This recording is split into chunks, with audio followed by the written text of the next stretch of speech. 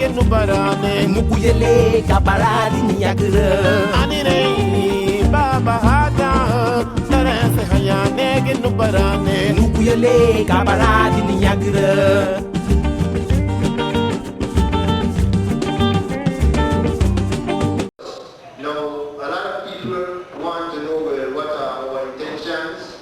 I enjoy keeping them in suspense. But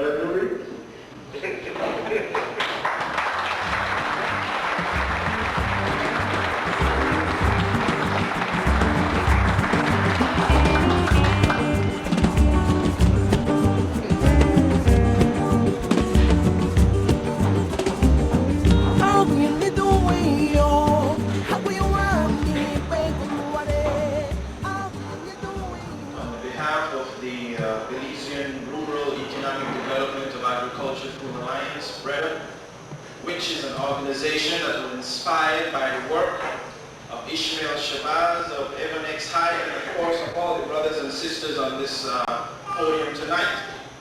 This presentation by no means reflects our appreciation, but it's a small token to say to them that we recognize their contribution and sustained contribution, particularly in the time that we are now living. So on the behalf of that organization, I would like to present this plaque to Brother Ishmael Omar Shabazz, one of the soldiers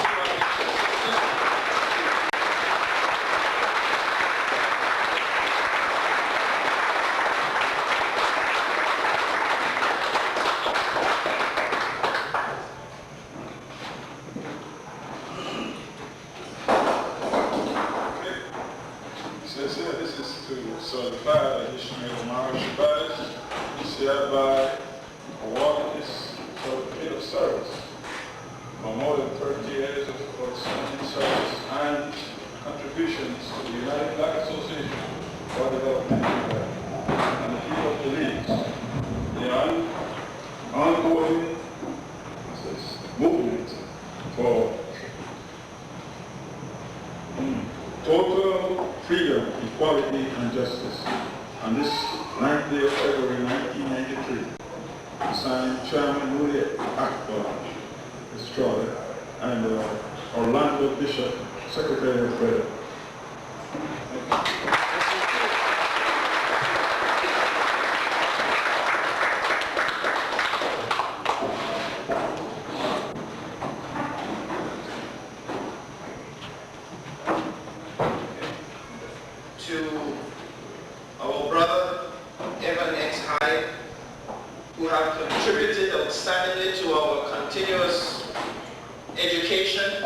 not only on black history, but he also continues to deal with very sensitive issues that may not be popular to the establishment. And for that, we recognize his continuous work in this time.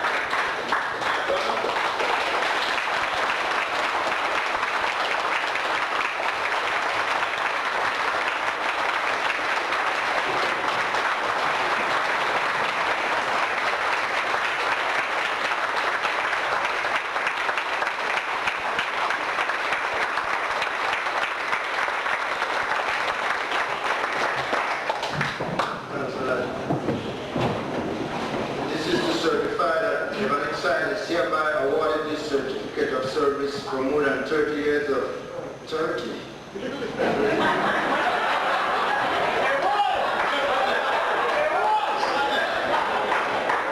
years of outstanding service and contributions to the United Black Association for Development, UBAD, and the people of Belize in the ongoing movement for total freedom, equality, and justice on this 9th day of February 1993, signed by Nuri Akbar, the chairman of BEDA, and Erland S. Bishop, the secretary of BEDA. I deeply appreciate this, my brother.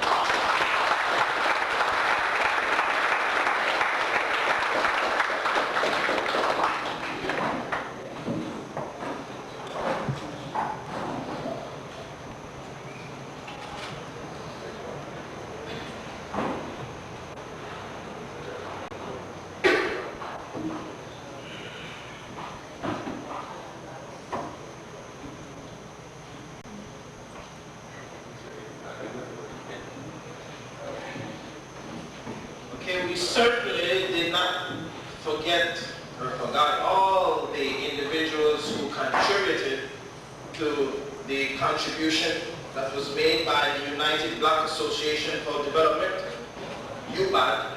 And so we made a special plaque to say to them we appreciate their struggle and their contribution to our society, to our Belizeans, and in particular to the Afro-Belizean community.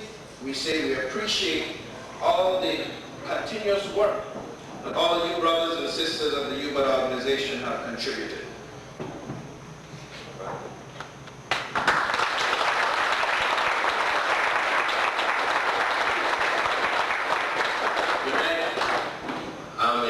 Richardson, and on behalf of UBAD, absent this flag, reads,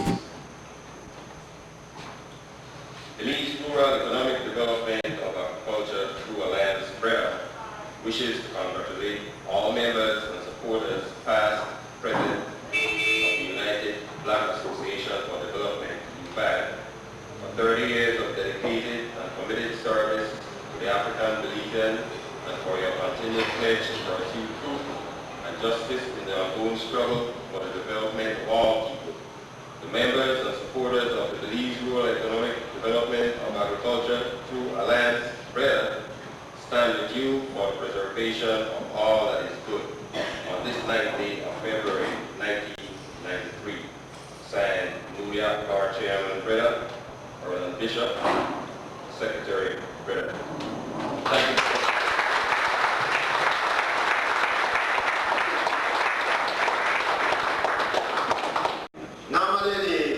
First open our UBAD meetings was our most sober, well-behaved, respectable brother. This brother has to try together. He was always a source of strength and courage for me. We traveled all the way to New York through LA by road, all the way back road. A steady brother, just like how the thing with him, he not been hurt. My boy said, well, this one out by 4 hours there, right? He said, well, this one not fast, but steady. It's fine.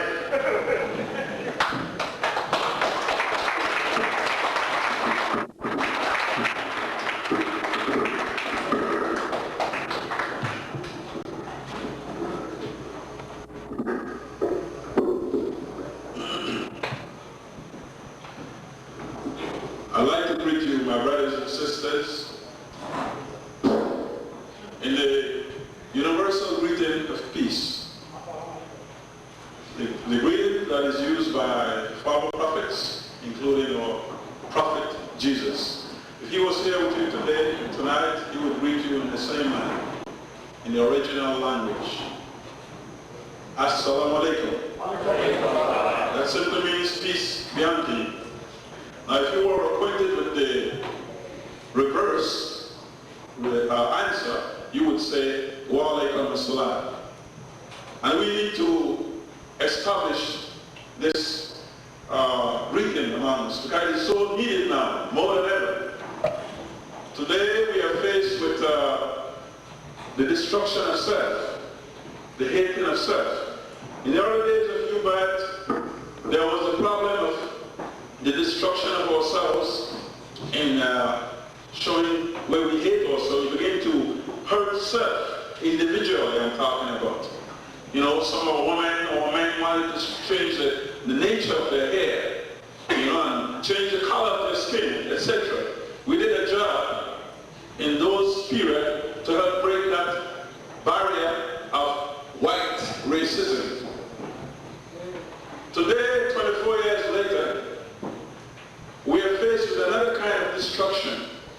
We find our youths today have adopted the mentality of the Caucasian, grafted Caucasian mentality, that is, that places us to destroy ourselves, not just individually, but collectively. We find our brothers and sisters destroying themselves with we used to say dope in the old days, now it is the universal word is drugs. And then we shoot each other with the needle and with the guns, the bullets. All this we have taken away out of the American society. We need to, the time today is very dangerous. I want to deal with you tonight on a very psychological and spiritual level. And I want to tell you that the missing ingredient today in our life is that consciousness of the God consciousness. Yes, whenever time you leave God out of your affairs, you look into trouble. If you look into the history of the past, as far back as you can go into history, African history and otherwise, you will find nations have rise up and nations have tumbled down. The last powerful black nation that we have on record today can be found in the history of the Africans called the Moors. I don't know how much of you are familiar with that. The Moors in Spain. They took, and I'd like to bring this to your attention, they took this book, and this is the book I have to offer to you tonight, the Quran. This book was revealed 1400 years ago to an illiterate man whose name was Muhammad from the desert of Arabia. And with the power of this book, it has transformed the world from darkness into light. But as history has proved, whenever time one goes off the straight path that God has set for you and me, you will go down into the pit. And so we have the rise and fall of Africa. And the last evidence of African power was the Moorish rule in Spain. They ruled Spain for 800 years.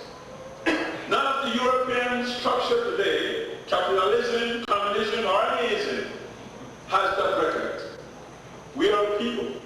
The Moors, with the Moors, we brought the transformation of science and technology, agriculture, in every area, education and speech. The black man have contributed to the world. Because we have been bombarded with a reverse psychology from our slave masters and their children, we thought that we were nothing.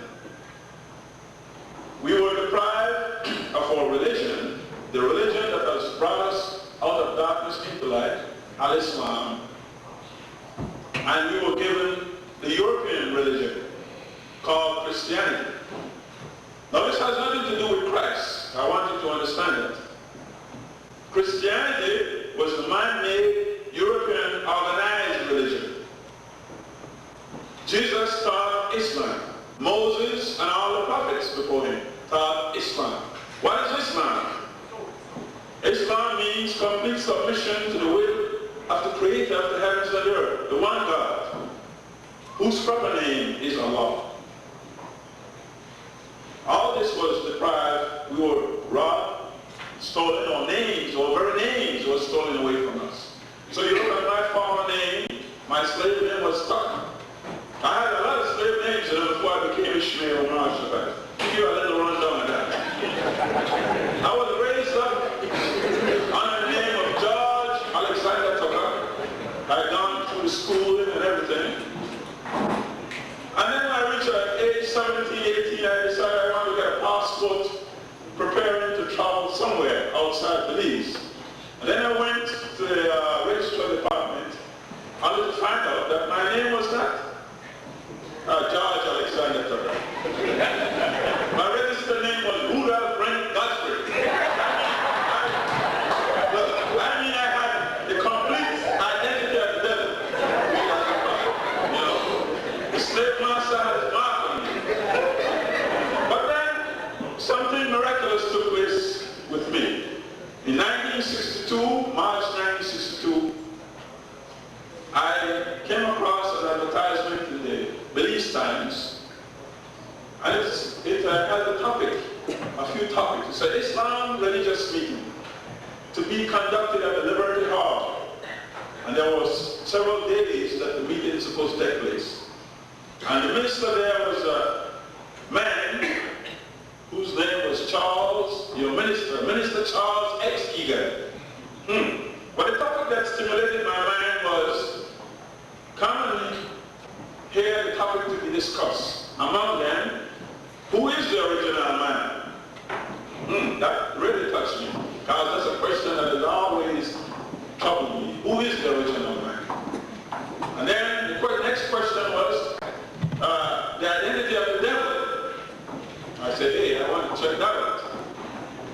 And I need to tell you in a short, since 1962, March 1962, I've never been the same person.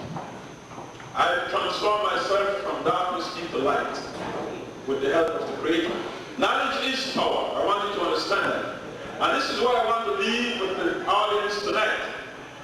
The condition we find ourselves in tonight is because we have been given grafted knowledge, mixed up knowledge. They are not pure. And so what happens to us? The light just goes out on us. Some of us have lost our discipline.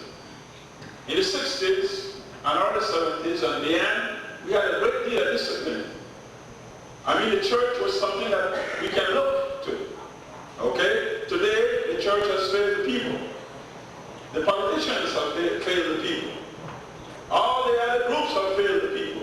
So the people is hungry. Now, we did not offer you any kind of candidacy to bring you out here tonight.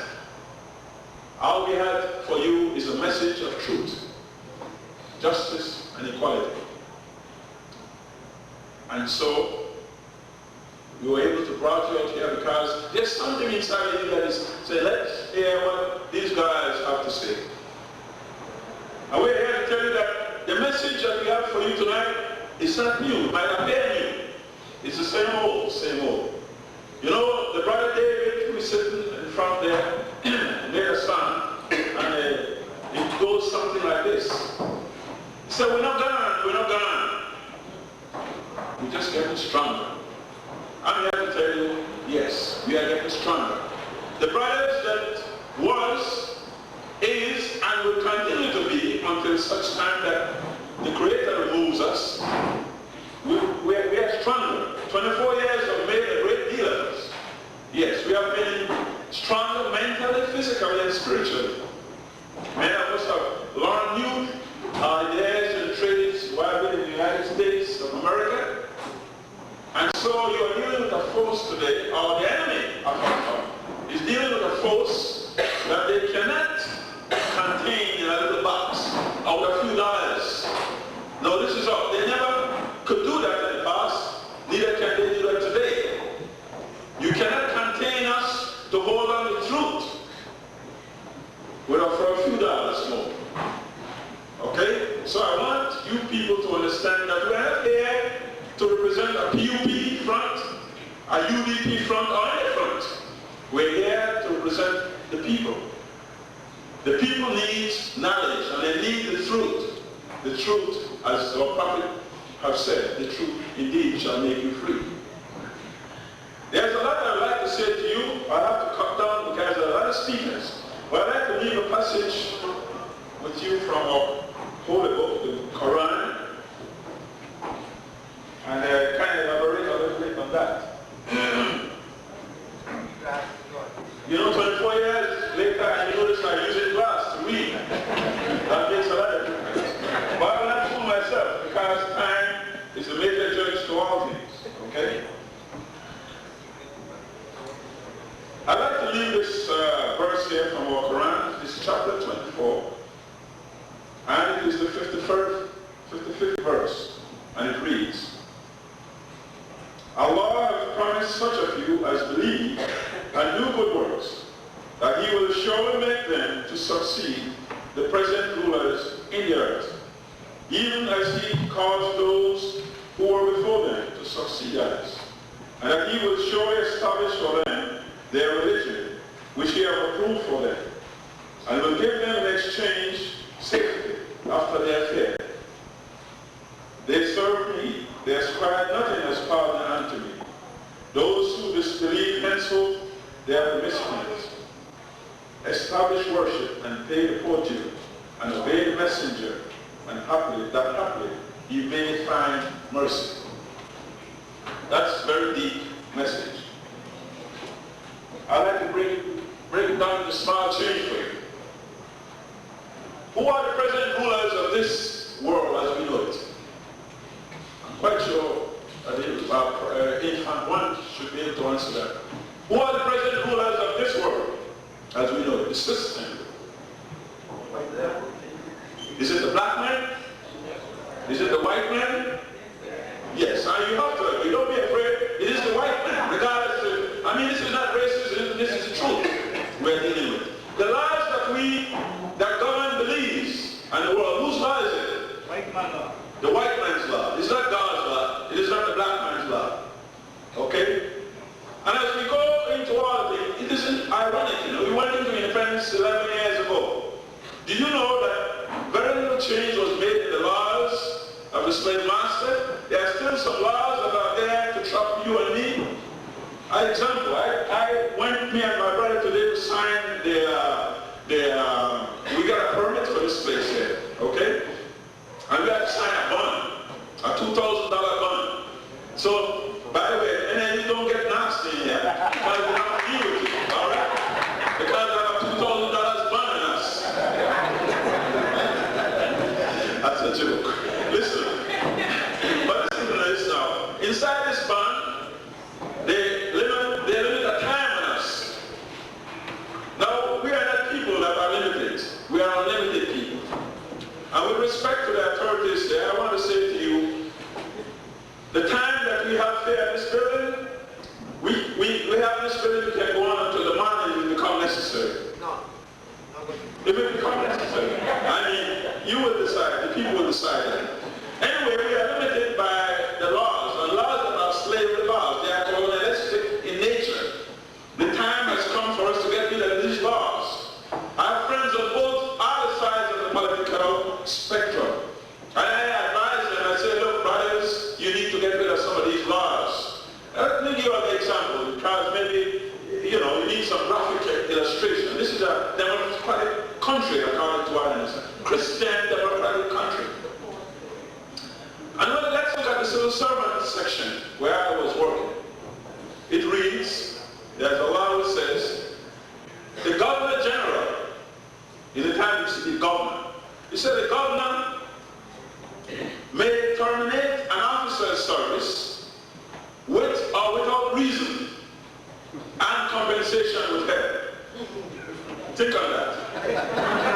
I said that's why it's still in the book.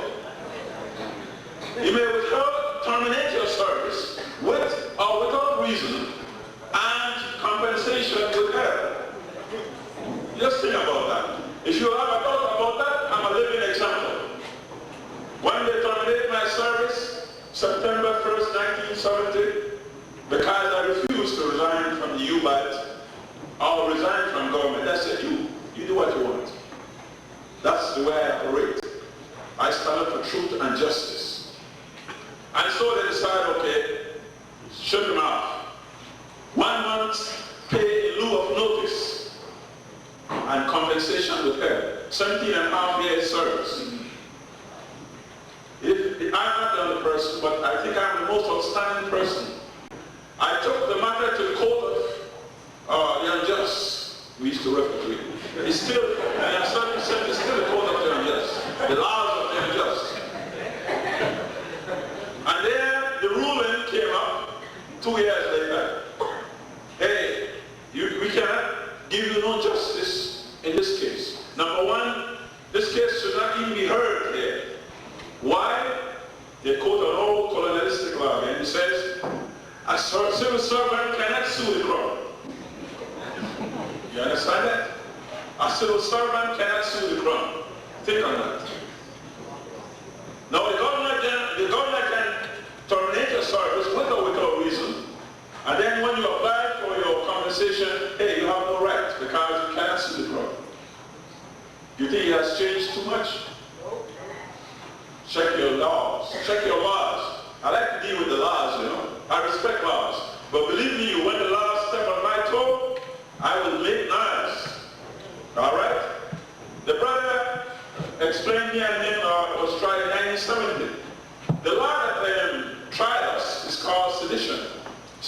conspiracy. The same law was used against Prime Minister Price and Minister Golson, former minister. And 1970, the same law was used against us. What does the law read? And we have a law in here, by the way. And the law says that a citizen of British Honduras, now Belize, has the right to point out to the government or the administration of justice where they have made some error or something. But, depending on how you deliver that message, if you cause the people to uprise, you can be charged for seditious conspiracy. Think of that. The law is still there, as far as I understand. We need to get rid of those laws, throw them into the dustbins of history. Dustbins of history that need to go. We are talking about a new Belize. We need a new mentality to deal with our own condition. We are here still comparing our slave master.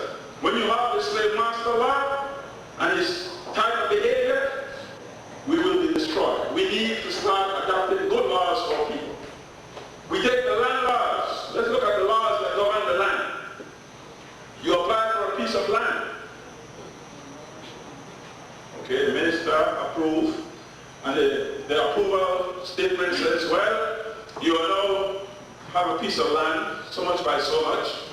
It says, but you are subjected to the following. Everything under the earth, gold, etc., belongs to Her Majesty and her heirs. What do you think on that? You don't go and look at any piece of land agreement you get, look at it. Hey, whatever is under the ground belongs to Her Majesty and heirs. I say it's time to get rid of that. What under the land belongs to you and me. God Almighty has said He has prepared this land for you and me before we were put on this planet Earth. The first man Adam, this whole earth was prepared for him and his generation. We are the descendants of Adam. And we should not let any slavery laws keep us away from the riches of the earth, the sea, whatever. This is time, this is resurrection time. Okay? You have two kinds of resurrection. You need to understand that. You have mental and spiritual resurrection, and you have that resurrection that is to come. That will not come now. That's way up there in the future. Okay? That's the one that all the prophets spoke about. We must take what we can get from the earth, but you prepare yourself for the future or the hereafter. Now, I believe my time might be running out. I'd like to say many things I can, but I'm feeling the vibration time. You know, I get the vibration. My brothers and sisters, I want to say to you, I thank you for making your appearance in this short notice and giving us the support. You all want to know what is the next step. I'd like to leave this with you. We would like to quote the past, as we usually say. We had a leader, which I raised up under, the Honorable Elijah Muhammad, and he said to us, Islam comes after everything else failed. Now you all can bear witness that everything else has failed. It is no time for you to accept Islam. Okay? Islam is not a new system, it's old as time, because it's the God of righteousness who created this. When all the prophets came, they brought the same message to you. Okay? We need to understand Christians, Muslims, Jews, agnostic, whatever you are, you got to submit to one authority, the one God. And we say his proper name is Allah. Assalamu alaikum.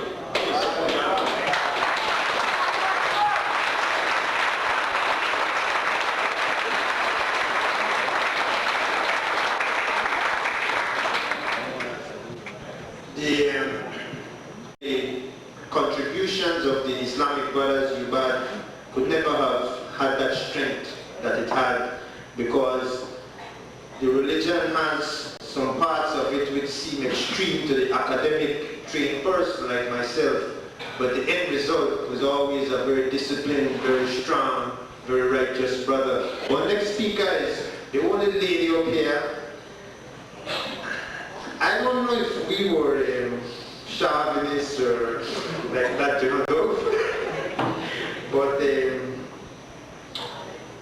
I didn't have a problem with the fact that our leadership was mostly male, because my experience has been that it is the male of the species which is considered most dangerous by the white man.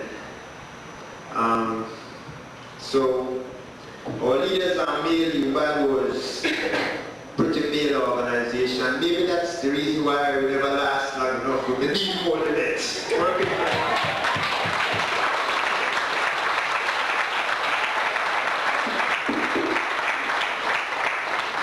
Good morning.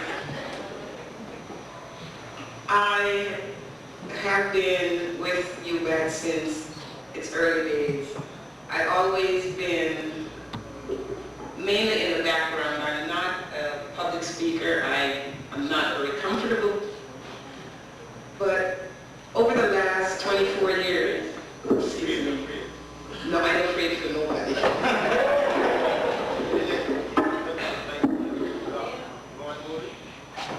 Is it okay now?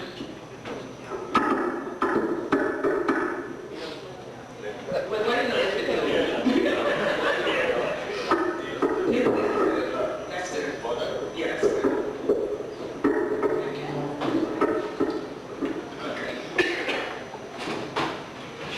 Okay, back in those days, I was not a very public person. I was labeled radical. Like I said earlier, I was always a different child, never conformed.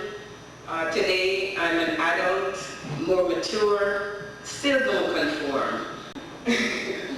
And I feel very strongly about my beliefs, and that's the only way I can be me. Came back to Belize with the intention of relocating, coming home.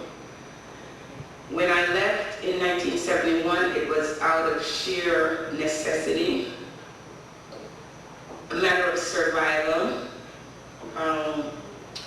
I am back today, a little more experienced. I think I now found a way to stay in Belize, the land I love dearly, and survive.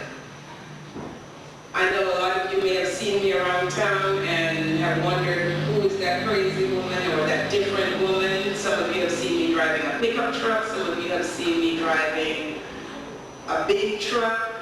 At one point it was the talk of the city.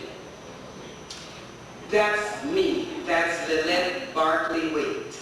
I will do what I have to do to get things done. Thank you. And in coming back home, I started making my trips back in October of 1990. Seeing what the temperature was like, was Belize ready for me again? Because it definitely was not ready for me back in 69 and 70.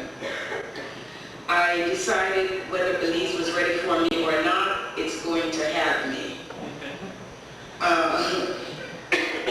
On my trips coming back, I did not see a lot of the destruction that I see today, that I am now here. It grieves me to see that some of the things we as UBADers was talking about back in the 60s and the 70s have not changed. If anything, it's gotten worse. I see our children in the streets, no direction, in drugs, guns, killing each other. And it's as if this whole community has decided they are not worth our effort, make we left them alone. I am here to tell you, I will not.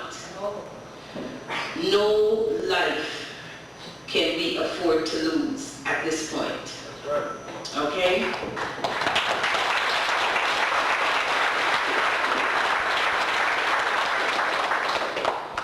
And I intend to get very involved in the lives of these children. Thank you.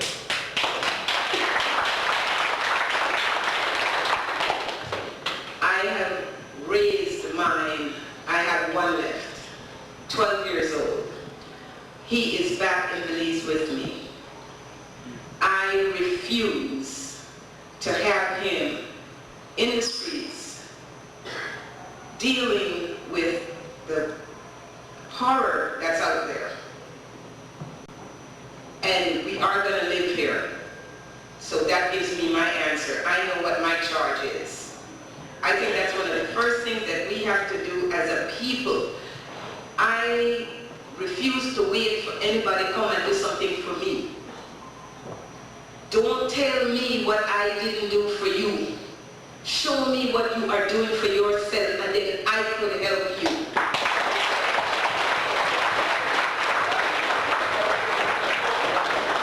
As a people, we are complacent. Light the fires. I have the match and the gasoline. Okay?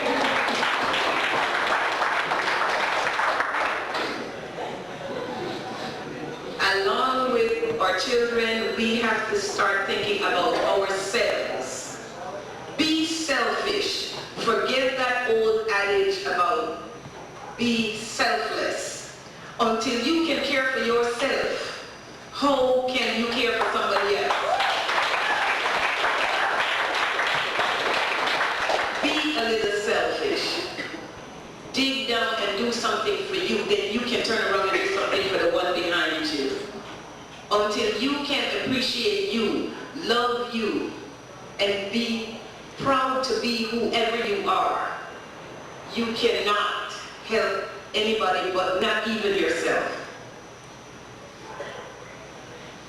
Consequently, we tend to sit and wait and see how much Mr. Price will give if we go march with on this time, how much UDP will give if we get in after them parade. I want not a dime. Because when I get up here or anywhere else and I say what I have to say, I want nobody coming to me and tell me, you better shut up. Because if you're not shut up, you don't want to get no more. I have where I work for. So consequently, I could stand up and I can say what I have to say.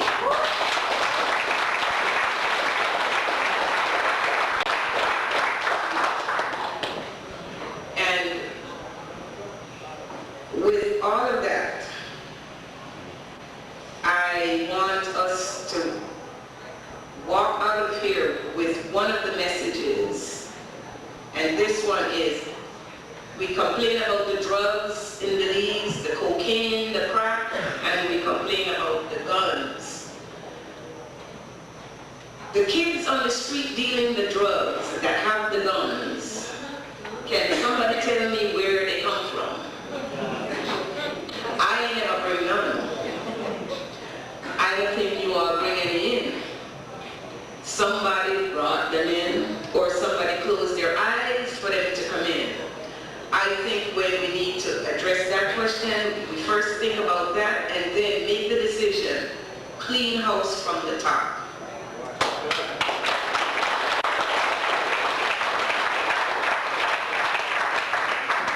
These people are the murderers. We complain about the kids with the guns and what they're doing to themselves. We're killing ourselves. We're losing our children. Put the blame, please. Put the blame where the blame belongs. Don't throw it at my doorstep. Don't tell me I didn't take care of my children. Don't tell me that I'm an absentee parent because I have to work.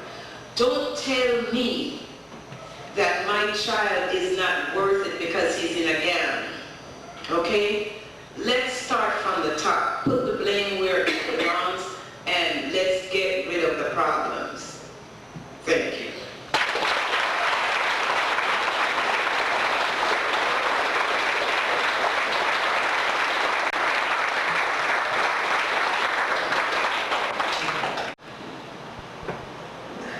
you know, some people tell me, well, like I'm black. When I come back to Belize and say black, we say, why, for we are the black, you know, black. I never fight nobody for proof that I'm black, father. And I never fight for proof to nobody how black I black. So I'm saying, because we get caught up into that race game and problem, the reason being, not because somebody black, that mean it good. And not because somebody white, that mean it bad. So I'm saying, so basically, that's the bottom line. When the newspaper